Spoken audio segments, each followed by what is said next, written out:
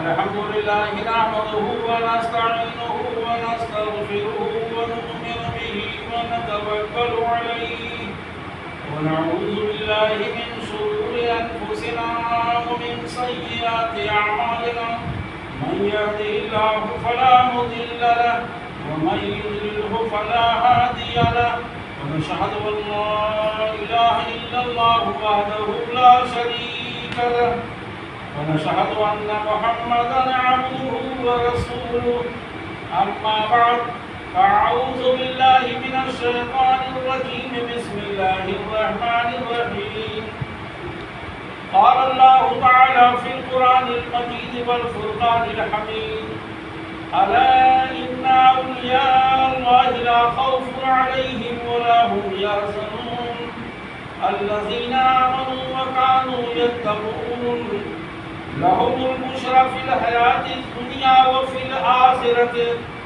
لا تبديل لكلمات الله ذلك هو الفوز العظيم صدق الله مولانا بلغنا رسوله النبي الكريم ونحن على ذلك لمن الشاهدين والشاكرين والحمد لله رب العالمين. سب سے پہلے امام الانبیاء محمود کے لیے محمد رسول اللہ صلی اللہ علیہ وسلم کی بارگاہ میں پاک اللهم صل على محمد وعلى آل محمد كما صليت على إبراهيم وعلى آل إبراهيم إنك حميد مجيد اللهم بارك على محمد وعلى آل محمد كما باركت على إبراهيم وعلى آل إبراهيم إنك حميد مجيد. محترم، ابھی ہم نے قرآن کریم 11واں پارہ ہے، سورہ یونس ہے،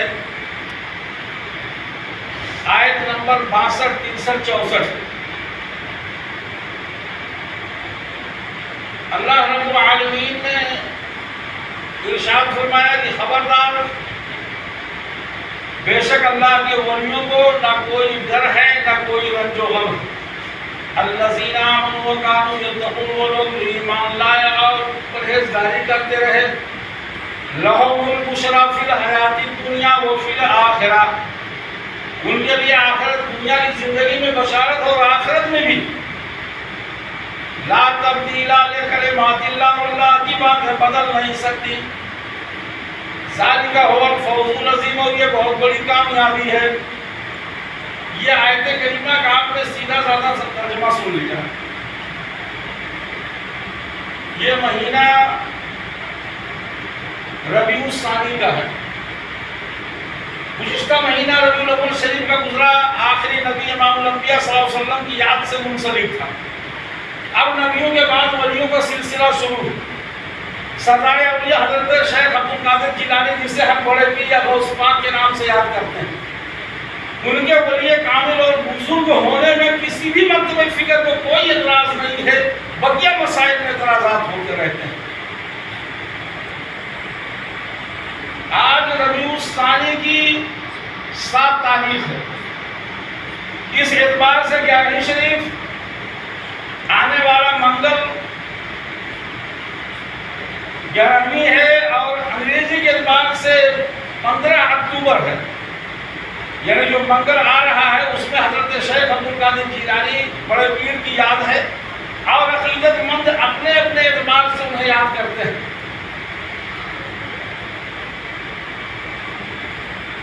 تقریباً 950 سال کا عرصہ گزر گئے، آج بھی ان کی یاد اسی طرح سے منائی جاتی ہے جو ان سے محبت اور شوق رکھتے ہیں. بہرحال قرآن کریم نے اولیاء کرام کی عظمت شان بیان کی. اس دنیا میں جتنی بھی چیزیں ہیں کوئی چیز بے خوف نہیں. ہر چیز خوف اور دہشت میں ڈوبی ہوئی ہے، جن کی چند مثالیں دیتے ہوئے میں بات آگے بڑھا دوں. ہر چیز پہ خوف اور دہشت کا راج ہے اور اس کا دور دورہ ہے.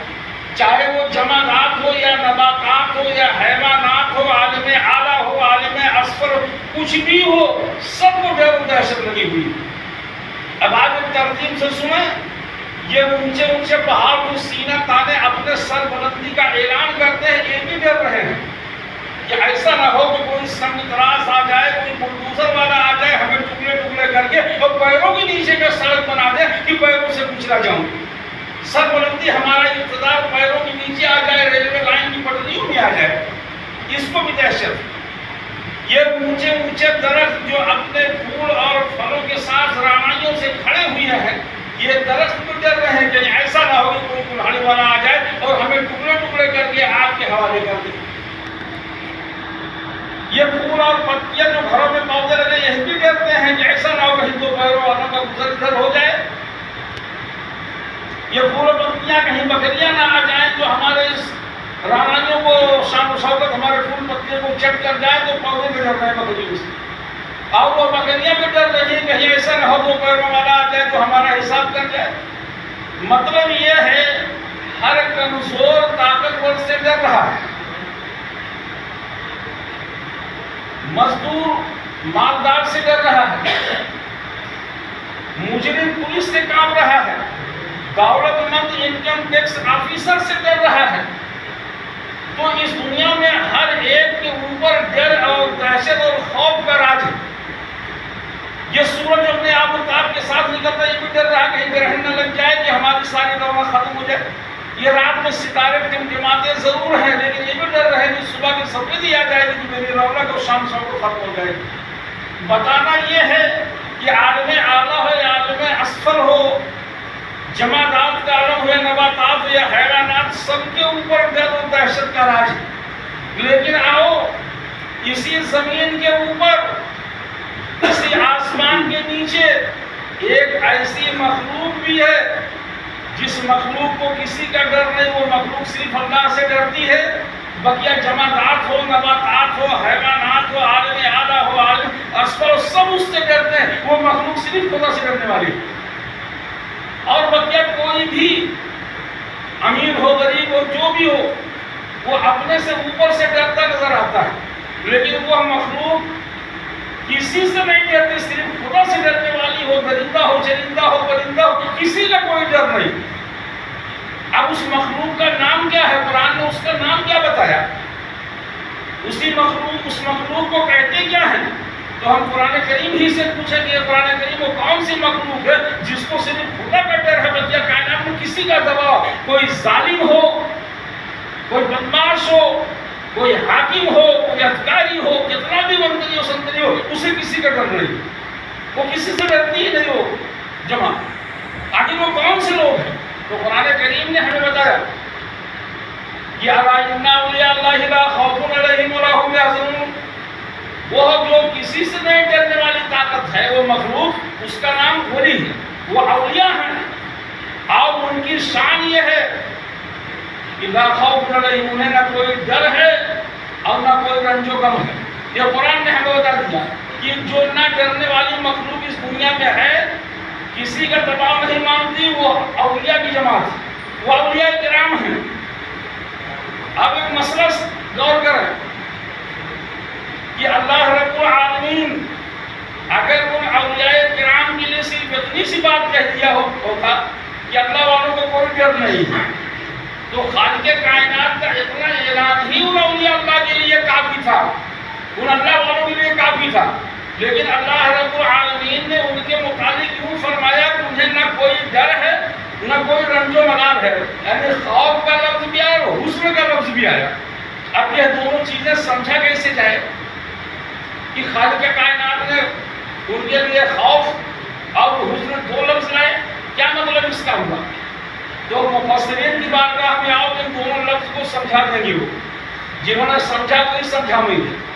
کہتے ہیں کہ خوف یہ عربی لفظ ہے جس کا ترجمہ اردو میں ڈر ہے۔ خوف کہتے ہیں آنے والے زمانے میں کوئی ایسی چیز ہونے والی ہو جس سے انسان کے دل پہ تکدر و گھبراہٹ پیدا ہو۔ آنے والے زمانے میں کوئی چیز ایسی ہونے والی جس سے تکدر و گھبراہٹ دل پہ پیدا ہو، جیسے مجاز دیندارانہ ہو، تو دینی اعتبار سے آپ کو آنے والے دور کی بے چینی یہ ہوگی کہ نہ جانے قبر میں کیسے کیسے سوال ہو، کیا ہو، نہ جانے میزان عمل و پرسرات و جہنم کا دن ڈر آ رہا تو دین اعتبار سے آپ کو خوف و دہشت لگے گا اور خوف پیدا ہوگا کہ اللہ جہنم سے پناہ مانگتا ہوں یا اللہ قبر میں کیا ہوگا، اس طرح سے۔ اگر دنیا میں مجاز ہے تب بھی آپ کو سوچنا ہے کہ دنیا میں بھی تمام خوف و ڈر ہے، نہ جانے ہمارے کاروبار چلے یا دکان چلے یا نہ چلے، یا ہم جہاں مزدوری کے لیے پتہ نہیں کام ملے گا کہ نہیں ملے گا، ہمارے مال و دکان و مکان کا مقدمہ نہ جانے ہم شکست کھا جائیں گے یا فلاح پا جائیں گے، نہ جانے کس حال۔ تو کوئی نہ کوئی مسئلہ ہر آدمی کے دل دماغ میں رہتا ہے کہ مستقبل میں کیا ہونے والا ہے۔ تو خوف کا لفظ جو آیا ہے، توجہ سے سنیں گے بات سمجھ میں آئے گی کہ خوف کہتے اسی کو ہے کہ آنے والے زمانے میں کوئی ایسی چیز ہونے والی ہو جس سے انسان کے دل میں تکبر اور گھبراہٹ و بے چینی پیدا ہو، اسے خوف کہتے ہیں۔ اور حزن کہتے ہیں کہ گزرے ہوئے زمانے میں کسی چیز کے فوت ہونے، ضائع ہونے، مٹ جانے کا غم و تکبر دل کے اوپر ہو، رنج پیدا ہو، اس کو حزن بولتے ہیں۔ کہ گزرے ہوئے زمانے میں جیسے کہ آپ کو بہت بڑا پہلوان تھا، بڑھاپا آ گیا کہ 5 کلو بھی لے کے ہاتھ میں نہیں چل پا رہا، اپنا جان چلنا دشوار ہے، وہ کہتا ہے جو ایک دور ایسا تھا کہ ہم کنبر اٹھا کے پھینک دیتے تھا کہ یہ ہار ہمارا۔ کوئی آدمی بہت بڑا رئیس رہا، بہت بڑا دولتمند تھا، بہت بڑا تاجر تھا، اور فلپات پہ آ گیا ہو، حالات اس کے نکل گئے ہوں، تو اپنے پچھلے دور کو یاد کر کے اس کو رنج و ملال پیدا ہو۔ ایک آدمی ہے ملازمت میں ہے، ابھی ہمارے انجینئر صاحب کی ملازمت میں اونچی ملازمت میں رہے، لیکن جب ملازمت کے دن پورے ہو گئے اور ہٹ گئے، دن پورے ہو گئے، ریٹائر ہو گئے، تو اب یاد ہوتا ہوگا، جب باتیں یاد ہوتی ہوگی وہ سفید کار، وہ اسپنج والی کرسی جسے چکر لگاتی تھی، سینکڑوں لوگ میرے سامنے ہاتھ جوڑے کھڑے ہو گئے، سر کی بات کرتے رہے، میرے چشمے ابرو کے اشارے سے سینکڑوں لوگ دوڑ جاتے تھے میری خدمت کے لیے۔ آج وہ باتیں نہیں میرے پاس، آج وہ چیزیں۔ تو جب آدمی اقتدار میں ہو اور اس کے بعد میں جب اس سے برطرف ہوتا ہے، چاہے وہ طاقت کا ہو یا دولت کا ہو یا تجارت کا ہو، ملازمت کا ہو، جب اس سے وہ ہٹ جاتا ہے یا اس سے وہ فٹ پاتھ پہ آ جاتا ہے، تو اپنے پچھلے ہوئے وقتوں کو یاد کر کے اس کو رنج و غم ہوتی ہے۔ اسی کو حزن کا مطلب یہی ہوا، جو گزرے ہوئے زمانے میں کسی چیز کے ضائع ہونے کے، ختم ہونے کے، مٹنے کا رنج و غم اس کو ہو، اسے حزن کہتے ہیں۔ تو پتہ یہ چل گیا، یہ اللہ والوں کا ہے، وارث پاک لوگ زمیندار تھے، اللہ کی یاد میں آئے، سب قربان کر دیا، مخدوم شاہ کا معاملہ تمام اس طرح سے۔ ابراہیم ابن ادہم کا واقعہ آپ نے برابر سنا ہے، وہ بادشاہ وقت اللہ کا خوف آیا، چھوڑ دیا۔ ان کے مطابق یہ نہیں آیا کہ وہ دریا کے کنارے بیٹھے ہوئے اپنے پرانے کپڑے کو سل رہے تھے، پھڑ دیا۔ تو کسی پہچاننے والے نے کہہ دیا، ابراہیم ابن ادہم تم نے اپنا بادشاہت، اپنا مقام چھوڑ کے دریا کے کنارے بیٹھ کے پھٹا کپڑا سلتا ہے؟ تو انہوں نے کہا کہ تجھے کیا معلوم ہے، خالی انسانوں کی حکومت تھی، یہاں سب پہ حکومت ہے، آپ اس ظاہر کر۔ انہوں نے سوئی اٹھا کے دریا میں پھینک دیا، وہ حیرت سے دیکھتا رہا کہ اب یہ کپڑا کیسے سلے گا۔ انہوں نے آواز دی، دریا کی مچھلیوں میری سوئی واپس کر دو۔ تو دیکھا تمام مچھلیاں اپنے منہ میں سونے چاندی کی سوئیاں اور کیل لے کر کے حاضر ہو گئی۔ انہوں نے کہا نا یہ نہیں چاہیے، سونا چاندی میں چھوڑ کر کے حکومت اقتدار کو آیا ہوں، ہمیں میری سوئی چاہیے۔ مچھلیاں پھر ڈبکیاں لگائی اور وہی سوئی لا کر کے دیکھ دی۔ کہا دیکھا تم نے، وہ تو انسانوں کا اقتدار تھا، انسانوں پہ حکومت تھی، یہاں اللہ نے وہ قوت دے رکھی ہے جو سب پہ حکومت ہے، کوئی بھی چیز ایسی نہیں جو اقتدار سے اور میرے اقتدار جو ہے قبضے اور قدرت سے باہر ہے۔ تو یہ حالات تھی۔ تو حسن، تو میں سمجھا رہا تھا کہ حسن کہتے ہیں کہ گزرے ہوئے زمانے میں کسی چیز کے ضائع ہونے کا رنج و غم ہو۔ اب یہ مطلب یہ ہو گیا مفسرین کے رائے کے مطابق کہ اللہ کے ولیوں کو نہ آنے والے زمانے کا کوئی ڈر ہے، نہ گزرے ہوئے زمانے میں کسی چیز کے فوت ہونے، ضائع ہونے، مٹ جانے کوئی رنج نہیں ہے۔ وہ کبھی یاد بھی نہیں کیا کہ ہماری اقتدار، ہماری جو ہے یہ دولت، ہماری تجارت، ہماری ملکیت یہ کہاں گئی۔ ان کو کچھ ایسا مل جاتا ہے کہ وہ سب پہ بھاری ہوتا ہے۔ اچھا ایک بات بتاؤ کہ اللہ والوں کو تو پتہ چل گیا کہ کوئی ڈر کوئی خوف نہیں. اور اللہ والے جو ہوتے ہیں کسی مکتب فکر و مسلک کا مسئلہ نہیں ہے کہ اللہ والا ہوگا تو بریلوی میں ہوگا، اللہ والا ہوگا تو دیوبندی میں ہوگا، اللہ والا ہوگا تو اہل حدیث میں ہوگا. یہ تو بٹوارا ہم نے کر رکھا. قرآن نے ایسا نہیں کہا. قرآن کریم نے کیا کہا اس کو سنو. بڑی ایمانداری بڑی دیانتداری سے میں بات کہہ رہا ہوں. قرآن کریم نے کہا الذین آمنوا وکانوا یتقون، وہ جو ایمان لائے اور پرہیزگاری کرتے رہے بس وہی ولی ہے. ایمان لائے، اللہ اس کے رسول جو باتیں ایمان کی ہیں، آمنت باللہ وملائکتہ کتبہ رسلہ کر کے ان باتوں پہ ایمان لانا، وکانوا یتقون اور پرہیزگاری کرنا، وہی ولی، وہی متقی، وہی ولی. تو میں یہ بتا رہا تھا سوال اس بات کا ہے کہ آخر اللہ کے ولیوں کو ڈر کیوں نہیں آتی، اور جو ڈر کیوں ہوتا ہے کس کو ہوتا ہے، ڈر کیوں لگتا ہے اور کس کو لگتا ہے. ڈر اس کو لگتا ہے جو اپنی ڈیوٹی انجام نہیں دیتا، جس کام کے لیے پیدا کیا اس کام کو نہیں کرتا. ایک ملازم ہے اپنے ڈیوٹی پہ نہیں جاتا، اس کو ڈر لگتا ہے کہ میرا ادھکاری، میرا حاکم، میرا مالک مجھے ڈانٹے گا، پھٹکارے گا، اسے ڈر لگتا ہے. لیکن اللہ والے کو کیا، اسے کوئی ڈر نہیں رہتا، اس لیے وہ اپنا ڈیوٹی انجام دیتا ہے، وہ اپنے ڈیوٹی کو کرتا رہتا ہے، اس لیے اسے کوئی فکر نہیں ہوتی. اور ڈر کس کو لگتا ہے؟ جو کمزور ہوتا ہے. میں نے بتایا کہ ہر کمزور طاقتور سے ڈرتا ہے، مزدور مالدار سے ڈرتا ہے، کمزور طاقتور سے ڈرتا ہے، مالدار انکم ٹیکس آفیسر سے ڈرتا ہے. اس طرح سے ایک سلسلہ ہے. تو کہتے ہیں کہ وہ ڈر کیوں لگتا ہے، کس کو لگتا ہے؟ تو ڈر جو اپنی ڈیوٹی انجام نہیں دیتا اس کو لگتا ہے. اب ڈر کس کو لگتا ہے؟ جو کمزور ہوتا ہے. کیوں لگتا ہے اور کس کو لگتا ہے؟ جو کمزور ہوتا ہے اس کو لگتا ہے. تو اب یہ بات ثابت ہو گئی کہ اللہ کا ولی جب اسے کسی سے کوئی ڈر نہیں ہے تو ظاہر سی بات وہ طاقتور ہے. اگر کمزور ہوتا تو ڈر لگتا.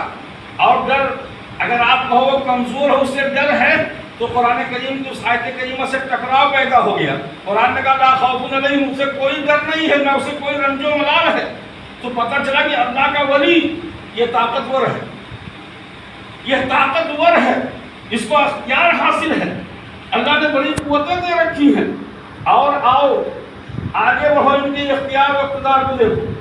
حدیث قدسی ہے، کلام اللہ کا ہے، بیان پیارے مصطفیٰ کر رہے ہیں، روایت ابو ہریرہ کر رہے ہیں، کہہ رہے ہیں کہ ان اللہ تعالی قال من عاد لی ولیا فقد اذنتہ بالحرب، کہ اللہ تعالیٰ نے فرمایا کہ جس نے میرے ولی سے بغاوت کیا، میرے ولی سے دشمنی کیا، اس کے لیے میری طرف سے اعلان جنگ ہے.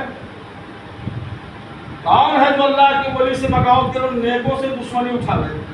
اللہ والوں سے کون دشمنی اٹھا سکتا ہے جب ان کی حمایت، ان کی مدد اللہ رب العالمین خود کر رہا ہے اور فرما رہا ہے کہ میرے ولی سے اگر تم نے بغاوت کیا تو تمہارے لیے میری طرف سے اعلان جنگ ہے.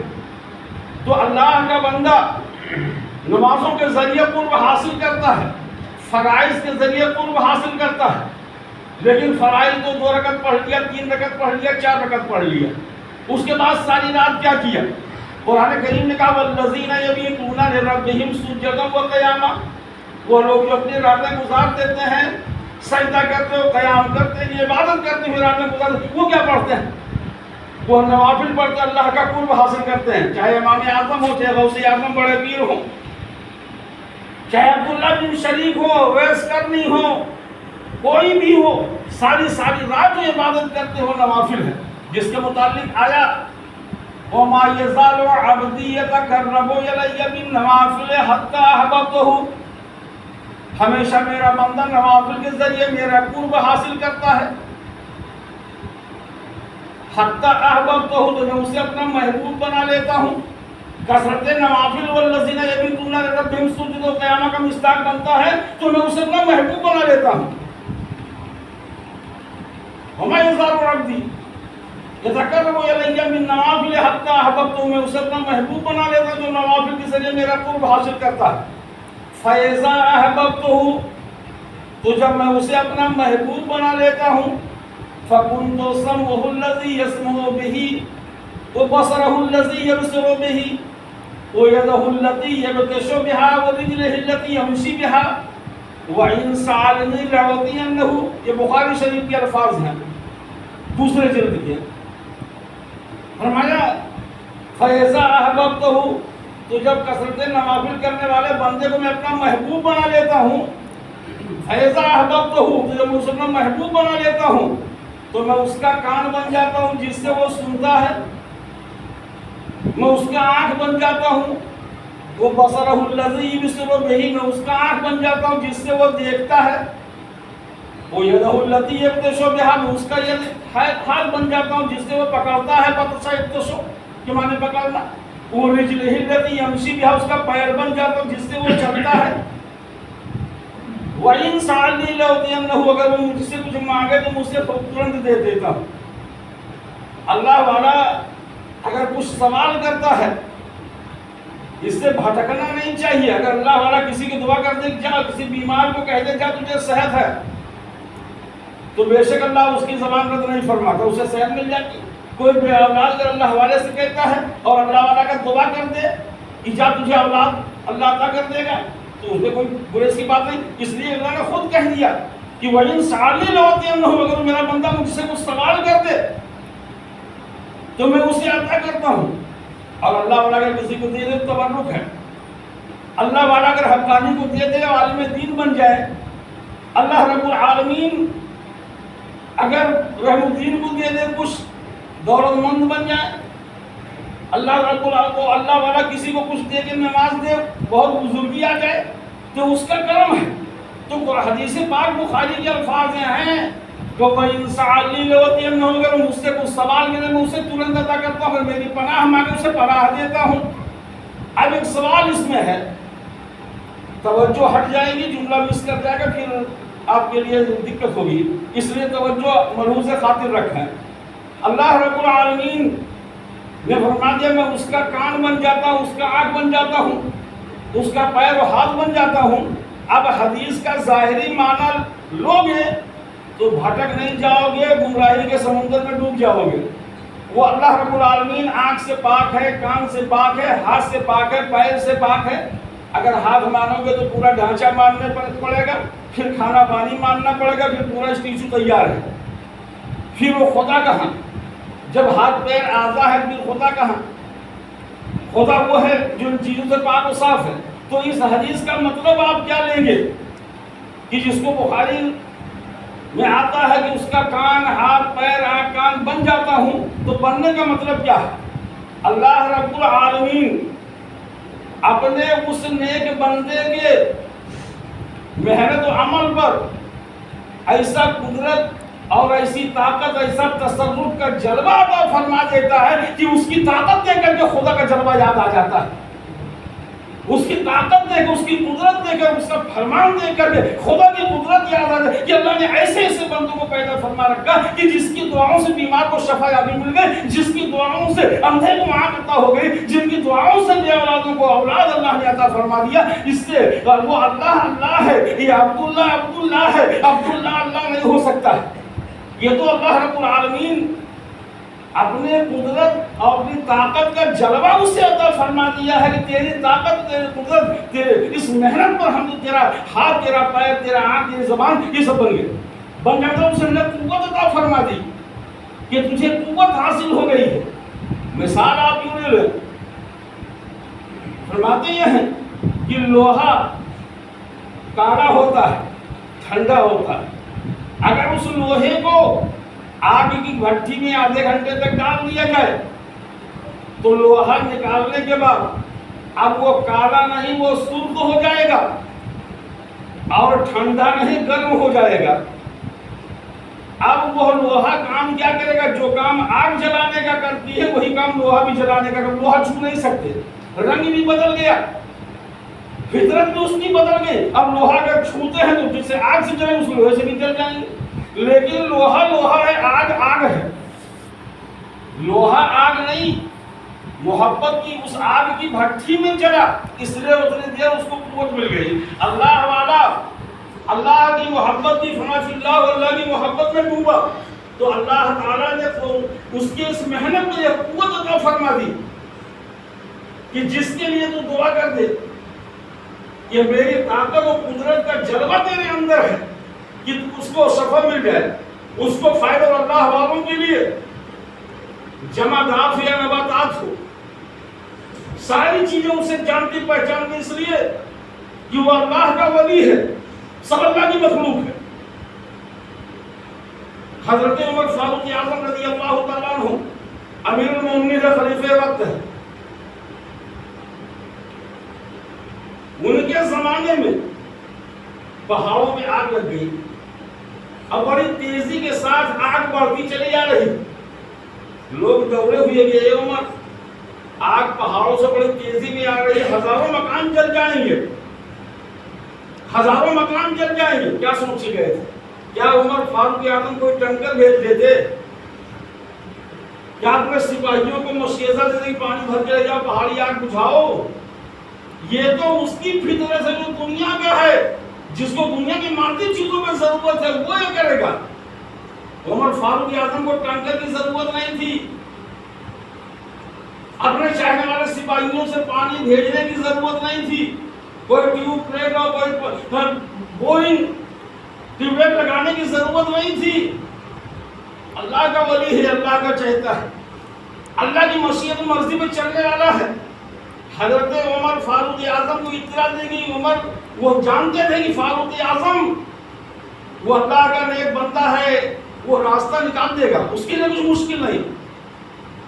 عمر فاروق اعظم نے حضرت ابو موسیٰ اشعری رضی اللہ تعالیٰ عنہ کو اپنی رضا دی، اپنی چادر دیا اور کہا اے ابو موسیٰ جہاں آگ جل رہی ہے میرے چادر ایسے لے جا کے اس آگ کو دکھا دو، وہ چادر آگ کو دکھا دو۔ مورخین لکھتے ہیں کہ جو چادر دکھایا گیا آگ سیمنٹ کے گار میں چلی گئی اور پھر پوچھ گئی، پتہ نہیں چل سکا کہ وہ آگ کہاں چلی گئی۔ یہ وہ اللہ والے ہیں الذین آمنوا وکانوا یتقون، یہ وہ لوگ ہیں کہ جن کا اختیار عناصر اربع پہ بھی ہے، آگ پہ ہے۔ اور ایک مرتبہ عمر فاروق کے متعلق آتا ہے کہ آپ موجود ہیں اور زلزلہ آ گیا، زمین بڑی حرکت کرنے لگی، کانپنے لگی، آپ ہم کو سنا کر رہے ہیں، اللہ کی دعا کر رہے ہیں، زمین مان ہی نہیں رہی اور زلزلے برابر چلتے رہے، لوگ بے چین ہیں۔ عمر فاروق اعظم نے دورہ نکالا اور زمین پہ دورے کو مارا اور کہا یہ زمین ٹھہر جا، کیا میں نے تیرے اوپر انصاف نہیں کیا ہے؟ میں نے تیرے ساتھ انصاف نہیں کیا ہے؟ لکھتے ہیں کہ دورہ مارا اور کہا کہ زمین میں نے تیرے ساتھ انصاف، زمین تیرے ساتھ حق کوئی کی ہے، حق کے ساتھ کام کیا ہے، بتا کہیں بے انصافی میں نے کی ہو۔ فرماتے ہیں زمین فوراً ثابت ہو گئی، زمین ٹھہر گئی، اس کا لرزہ پر اندامی رک گیا۔ تو ان اللہ والوں کو وہ قدرت اللہ کا فرما رکھا ہے کہ جس کو دیکھ کے اللہ کی قدرت یاد آتی ہے، آپ اس واقعہ کو فراموش نہیں کر سکتے۔ حضرت ابو مسلم اتنے بڑے محدث اور حافظ الحدیث محدث کبیر کہے جاتے ہیں۔ حضرت ابو مسلم صاحب کرامت ولی کامل بھی تھے، یمن کی سرزمین ہے، بڑا اقتدار والا ہے۔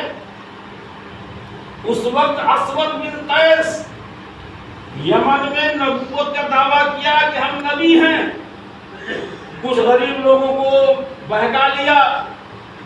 دو چیزیں ہیں، ایک تو خوف اور ایک تو کچھ مال و دولت کا لالچ، لیکن اللہ والے کو نہ مال و دولت کا کوئی چکر تھا اب نہ کوئی خوف ہو کر اس کے لیے نقصان پہنچا سکتی تھی۔ تو پہلے ہوتا یہ ہے کہ پہلے بڑے لوگوں کو مسخر کرو، جب بڑے لوگ مان جائیں گے چھوٹے خود مان جائیں گے کہ اتنا بڑا محدث حافظ الحدیث جب مان گیا تو ہم جائیں۔ تو وہ کہتا تھا کہ اے ابو مسلم خولانی تم مجھے نبی مان جا۔ کہا محدث آدمی کو کیسے نبی مان جائے گا؟ کہا کہ سزا بہت سخت ہوئی، کہا سزا دینا تیرا کام، سزا جھیلنا میرا کام، مجھے ان سزاؤں سے کوئی مطلب نہیں، چاہے یہاں رہوں چاہے وہاں رہوں، اللہ والے کو نہ یہاں کوئی مطلب کوئی خوف، اور نہ وہاں کوئی یہاں ایمان بچانا وہاں اعمال بچانا، یہاں ایمان کام کرے گا وہاں اعمال کام کرے گا۔ وہاں ایمان کا کیا، وہاں کتابوں کو ماننا، فرشتوں کو ماننا، اللہ کو ماننا، قیامت، وہاں کیا مطلب قیامت میں ہے یہ ہمارے حاشر میں تو کہتا ہے کہ یہاں ایمان کی حفاظت ہو جائے وہاں اعمال چلے گا، یہاں ایمان چلے گا۔ اب مجھے کوئی ڈر نہیں ہے، اس نے آگ روشن کروا دیا۔ خوب جب 16 زن ہو گیا ہے آگ تو کہا مسلم خولانی ایک چانس اور ملتا ہے، بتا تو مجھے نبی مانتا ہے؟ کہا بالکل نہیں، کبھی بھی نہیں، نہ مانتا تو نہ مانتا رہوں گا، کبھی بھی نہیں مانوں گا۔ تم کون ہوتے ہو؟ نبی جو آخر الزمان گزر چکے، اب ان کے بعد کوئی نبی ہے؟ اس نے اٹھا کر کے آپ کو آگ میں ڈلوا دیا۔ آگ میں اپنے معمول کے حساب سے دعا درود تسبیح جو عام طور سے پڑھتے ہیں آدمی بھی پڑھ رہا ہے اور ٹہل رہے ہیں۔ اسود بن قیس کہتا ہے کہ وہ ان کی حالت دیکھ کے کانپ اٹھا، کیا اللہ اتنے 16 زن آتش کدے میں یہ گھومتا ہے، اس کے نہ کپڑے چلے نہ اس کا بال دیکھا ہو رہا ہے، اور کوئی فرق نہیں پڑ رہا، دنیا کی طرح وہاں بھی گھوم رہا ہے۔ جب وہاں سے نکالا تو کہنے لگا یہ ابو مسلم خولانی اب یمن سے تم نکل جاؤ، مدینہ چلے جاؤ، ورنہ تیری وجہ سے میری نبوت میں فرق پڑے گا، میرا اقتدار چلا جائے گا۔ ابو مسلم خولانی مدینہ میں آ گئے۔ حضرت عمر فاروق اعظم رضی اللہ تعالیٰ نے دیکھا، واقعہ سنا، تو نے کہا اللہ تیرا شکر ہے، تو نے مجھے ابھی تک زندہ رکھا کہ محمد رسول اللہ صلی اللہ علیہ وسلم کی امت میں ایک ایسے شخص کو میں نے دیکھا جو حضرت ابراہیم علیہ نبی علیہ الصلوۃ والتسلیم کی طرح آگ میں چل کر کے بچ گیا۔ یہ اللہ تیرا بہت بڑا احسان ہے۔ بتانا یہ تھا کہ اللہ والوں کا قبضہ، چاہے وہ آگ ہو، چاہے وہ زمین ہو، چاہے وہ پہاڑ ہو، وہ کوئی بھی مقام ہو، لیکن اللہ والے کسی سے ڈرتے نہیں۔ ہم آپ کو دہشت سے بھی بدل جاتے، کچھ مال و دولت سے بھی بدل جاتے، کوئی اقتدار ہی نہیں ہے، نہ ہمارا ایمان اس دنیا میں ہمیں کچھ کام دے رہا ہے، نہ ہمیں آخرت میں اعمال کام دے گا۔ دنیا میں عمل ہے، حساب نہیں ہے، آخرت میں حساب ہوگا، وہاں عمل نہیں کرنا ہے، وہاں تو جو کر کے گئے وہ حساب دینا ہے۔